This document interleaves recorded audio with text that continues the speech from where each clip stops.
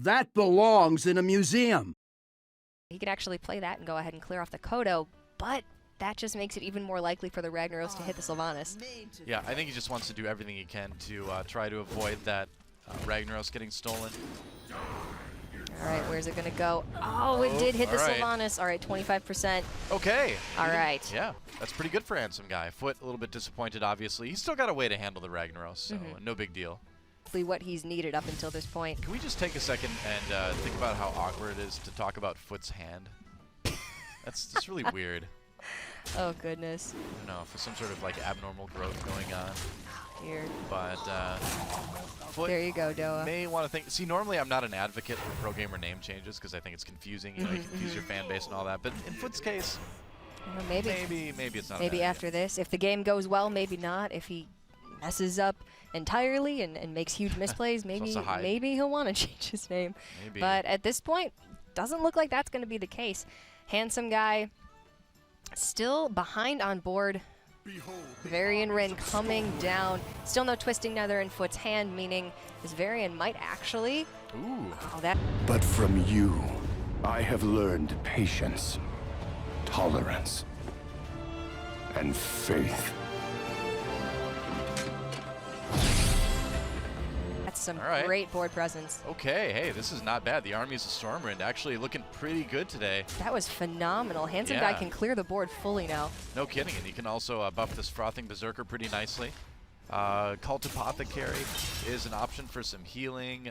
Foot in a little bit of trouble, though, because... And yeah, I think I would definitely clear this Kodo. Well, I mean, Shadow Flame was already used, but... Yeah, I'd probably do it anyway, because if you clear this, then Hellfire doesn't kill your Frothing Berserker, right? And you know the Mortal Coil has already been used too, so I say absolutely go for that clear. There's the very little chance that the Dark Peddler picked up a second Mortal Coil, That's but true. As we can see, it's a young Priestess, so not quite as useful there.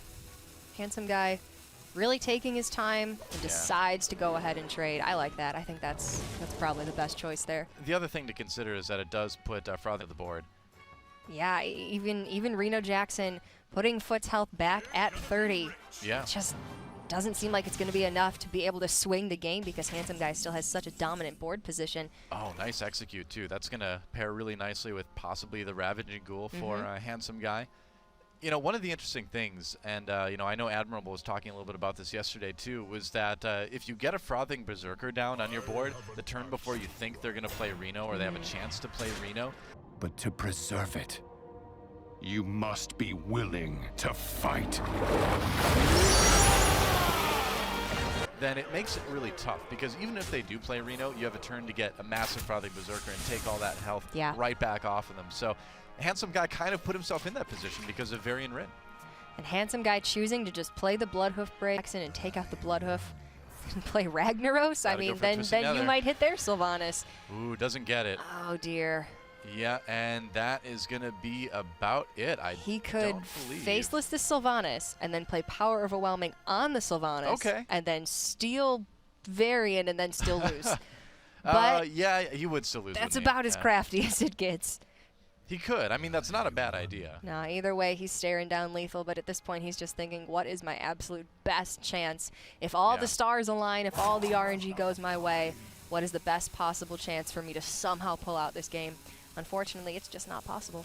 Yeah, I mean, he had some of his removal, but in the end, the Hellfire didn't get drawn. The Twisting Nether, more importantly, didn't get drawn.